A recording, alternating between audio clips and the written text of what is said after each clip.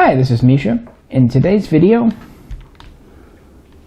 is on the Steyr-Solothurn MP.34 or MP.30 or S1-100 submachine gun. Now this is definitely one of the lesser known submachine guns of the pre-World War II and World War II era, but it did have one major user in the war that is often overlooked. In fact, I kind of looked on the internet before doing this video just to see what was out there, and there's really not much about one party that really used this a lot, and several others used it in small numbers. Now, as with all of my submachine gun types, this is a legal closed bolt.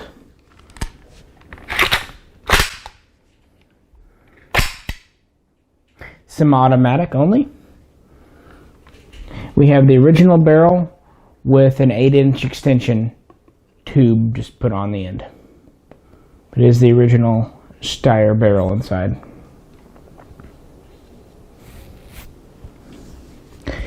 The MP.34 was a pretty traditional submachine gun for its day and time. It dates back to the end of World War I and the original MP.18 Bergman submachine gun, which was chambered for 9x19 parabellum Luger. The Bergman was actually quite a good first attempt at a mass production of a submachine gun, but not all that many were made before the end of World War I. And unfortunately for Germany, the Treaty of Versailles, or for our friends in Kentucky, Versailles, because there's Versailles, Kentucky, where Centerfire's at, a great company. But the Treaty of Versailles limited several firearms and firearms configurations that Germany could both use and manufacture. Submachine guns were banned, and there were two good reasons why. One, a maximum barrel length of 4 inches was allowed for pistol caliber weapons in Germany, and a maximum magazine capacity of 8 rounds. So obviously with those limitations, you're not going to have a submachine gun. So the genesis of this rifle was first made at the Rheinmetall plant in Germany, Rheinmetall factory, and they were basically making a highly improved and updated and modernized for the time MP.18 Bergman. But since they could not produce it in Germany, they bought out a controlling interest in the Swiss company of Solothurn. That was around 1925. So work continued at Solothurn in Switzerland, and this is actually where the S1-100 designation comes from, was Solothurn. Development would continue there, and they would pretty much get the prototype going, and they would start, minor production. But it was then very clear that that company was also not really capable of full-scale production just from a manufacturing standpoint. They weren't set up at the time to do a mass number of submachine guns, and Rheinmetall really wanted to market their submachine gun to both military and police as well as civilian users. They were, Germany was in an economic slump, and they were doing their best to make ends meet and go from there. So what happened was Rheinmetall would partner with Steyr in Austria to mass produce this weapon in 1929, and it would go into production there. Now, as far as its features, this has been called the Rolls Royce of submachine guns, or of burp guns. It has the same general stock and receiver layout as the MP.18. It's a side magazine fed, as you can see here. It has a 7.9-inch barrel, which normally would end right out here. It weighs about 9.5 pounds unloaded and just under 10 pounds loaded up. And it's about 33.5 inches long, again with the original length barrel. So not a smaller light gun by any stretch of the imagination. Not a massive gun for the era compared to, say, the Thompson of the same time. It was a little bit lighter, a little more compact.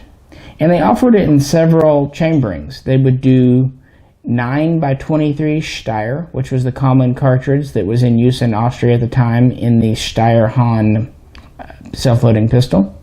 They would do 9x25 Mauser, which was a pretty darn powerful cartridge out of Germany. And they would also do it in 7.63 Mauser, which is the broom handle cartridge, and 7.65 Parabellum for special orders. Much later, we'd also see 9x19 Parabellum, which this particular semi-automatic is chambered for here. It has a lot of interesting features, too, for a submachine gun. We have a bayonet mount on the side. Perforated receiver, jacket, shroud, whatever you like. We have a protected front sight. We have a rear sight graduated out to 500 meters, so optimistic but not completely unrealistic. We have a nicely machined receiver. We have a large rounded cocking handle, as you see. We have a fire mode selector on this side. It could select from single shot or full auto. Since this is a semi-automatic, this serves as your de facto safety.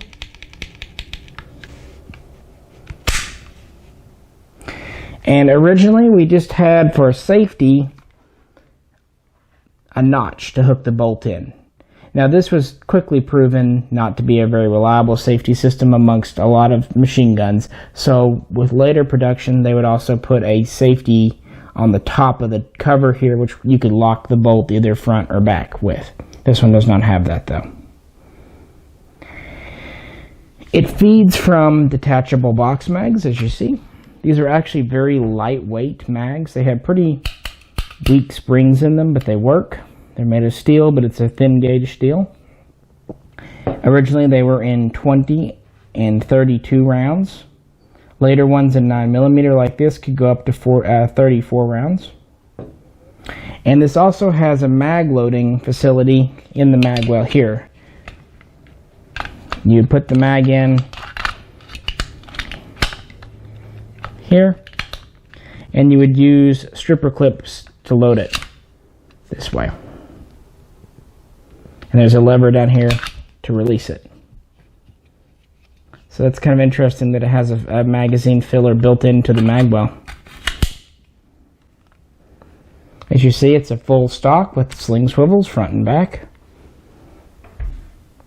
Now there is a trap door in the buttstock, which you might think is for a cleaning kit. It is not. That's actually how you get to the recoil mechanism, as the spring is located inside the stock here. Disassembly is kind of neat. Just make sure it was uncocked there. There's just you just press in and lift up, and this hinge is open. Now since this is a semi-automatic, we have a secondary spring here, but I'll remove it. And this is the primary original bolt. It's just cut in two to make it a semi-automatic. This actually recoils into the stock, as you can see. This is your rat tail here. Again, this was the original bolt. It's cut in half. And it recoils into the stock here. Kind of very similar principle to the FAL and a lot of machine guns of the era. And it just has a typical sear down here. This semi-automatic conversion was done, as most of mine, as you noticed by now, were by MK Gun Mods out of Florida. And it's built using an original matching kit. The barrel also quick detaches. If you notice, there are wrench flats up here. You just need the right size wrench, and then the barrel simply unscrews. So it couldn't be easier to take the barrel out. I guess it's not technically quick detached, but it's easily removable. Otherwise, we just have pretty well a standard machine trigger. All the metal on this is machined. They did not use stamped steel. It's all finely fitted, finely made, hence the Rolls Royce designation or moniker. Several nations and several agencies bought these in small numbers. One of the first was the Austrian police, who purchased it in 9x23 Steyr. That was in 1930, and that's why it was designated as the MP30 in their service. The Austrian army would use these as the MP.34. Some sources claim that it was an officially adopted weapon. Others say it was informal. I don't know. Information on these is not easy to come by. China would also purchase a few during the 1930s. Several would be sold to various South American nations. Quite a few, actually. And Portugal would start to purchase these in 1938. And they would keep purchasing them until about 1942. But obviously the biggest user was Nazi Germany. After Nazi Germany and Austria were unified in 1938, the Nazis acquired the majority of these that were left over in production, and even many that were in Austrian service, and they would rebarrel them for 9x19 Luger Parabellum. And that's what this one is here. It has Waffen amps on it. And several nations would use these, not just Germany and this caliber. Portugal, again, was one of them. It was called the M942. And some sources say that main production ended at Steyr in 1940 as they switched over to producing the MP40, which they definitely did. But you can still find guns, MP.34 is dated 1942. So they stopped producing them between 1940 and 1942. What I suspect happened, they stopped actually making main components for these in 1940, but they were still building guns using leftover parts as late as 1942. And I know they were still delivering guns to Portugal at least as late as 1942. In Nazi Germany, the MP.34 would be used in frontline service during the invasions of Poland and later France. It would be used by the main army. It would also be used by the SS. But as more MP.38s and MP.40s were available, these were retired to second line units, reservists, support troops, communication troops. It's an extremely well-made gun, but it takes non-standard parts. It is heavier and longer than an MP.40, and it's probably a little more expensive to maintain. Like a lot of really nice Swiss-made and Austrian-made things, maybe it wasn't quite as dependable and durable in battle as, say, an MP.42. But either way, they started to be phased out in favor of the German submachine guns in Europe. However, probably the biggest user of this weapon in World War II was Japan.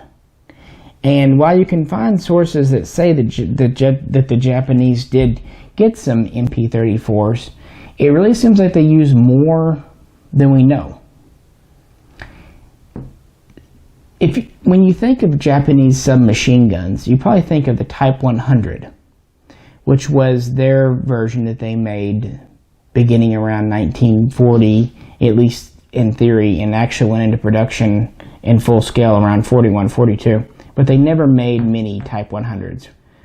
I don't have the numbers off the top of my head, but it was under 50,000, I believe. What they did have were several of these Solothurn or Steyr MP guns. In fact, there is one video on the internet of an old U.S. military training video that shows American GIs who capture these, how to use them in their own service against the Japanese. It seems like the service of the MP.34 in Japan started around 1937 with the Japanese Navy, and they were used a lot by their special landing forces, sometimes called the Marines, but they were really different. It was just landing forces, ground pounders, and they would purchase and deploy these in relatively large numbers. I wish I could give you an exact number of how many were in Japanese service, but I just cannot find it. There's practically no information aside from some pictures, that one video. But this was really the submachine gun that Japan used the most, at least until the Type 100 came in. And quite a few of these were used over in China. And obviously they were still in widespread use in 1944 because of that video having been made.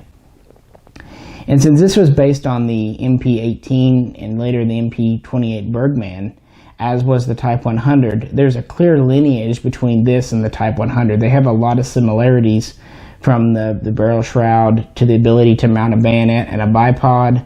Well, the Type 100 is a monopod, but you get the idea.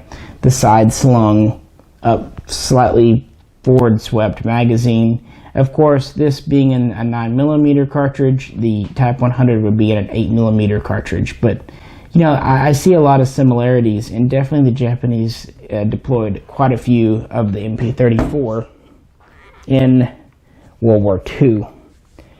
That said, the Japanese really didn't value the submachine gun a whole lot, and I don't really blame them. A lot of people think that, oh, this would be a perfect weapon for jungle warfare. Not really. I mean, submachine guns go through a lot of ammunition, which isn't really great from a logistical point of view, but jungles in the Pacific have a lot of foliage and rocks and tree trunks and vines, and so an 8mm Nambu and even a 9mm cartridge may not go that far. So possibly a higher power rifle would do pretty decent. Either way, the Japanese, for different reasons, chose not to deploy a hell of a lot of submachine guns. So when they did, they were either the Type 100 or Solothurns like this. Anyway, since I'll never get a Type 100, probably, even in parts kit form, I kind of use this as a stand-in in my Japanese collection to represent one of their submachine guns. So I always thought that was kind of neat, and that's what originally attracted me to having Mark build this gun here. That's really about the service history of this critter. It's a pretty standard submachine gun for the pre-war period, before they started going to a bunch of stamped and welded parts. And then as the war progressed, other designs which are cheaper and faster to produce would take over. Some of these would stay in Portuguese service through the 50s, and you know, you'd see them popping up through the 50s and 60s for a while, but a lot of other submachine guns in the world, and these just kind of fell to the wayside, because while it was a very well-made gun, it wasn't spectacular. It wasn't monumentally different from other submachine guns of the era. But before we close out, I thought I'd show you a mag pouch here. This is what was issued. It holds 3 mags, same as the one you saw in the gun. These are the 9x19 magazines. They are a little bit different than the 9x23s. The gun would be issued with 1 pouch, so 3 mags. It would be issued with a second pouch, which held cleaning kit and some small spare parts like extractor. So that's what was issued. Not exactly a huge loadout by today's standards, I would say. Anyway, I know this was kind of more on video is more on an obscure gun that it kind of has a limited interest, but I wanted to share it with you because this is really a nice build that Mark did. Works well. It preserves the original fine craftsmanship, and it really just shows off the gun, and something you don't see every day. Well, if you have any questions or comments, we really welcome them below. If you like the video, please click. If you have any suggestions, let us know. We're always trying to improve the channel. And if you haven't already subscribed, we really would ask you politely to do so. And as always, this is Misha, and please tune in again next time for more hopefully interesting videos.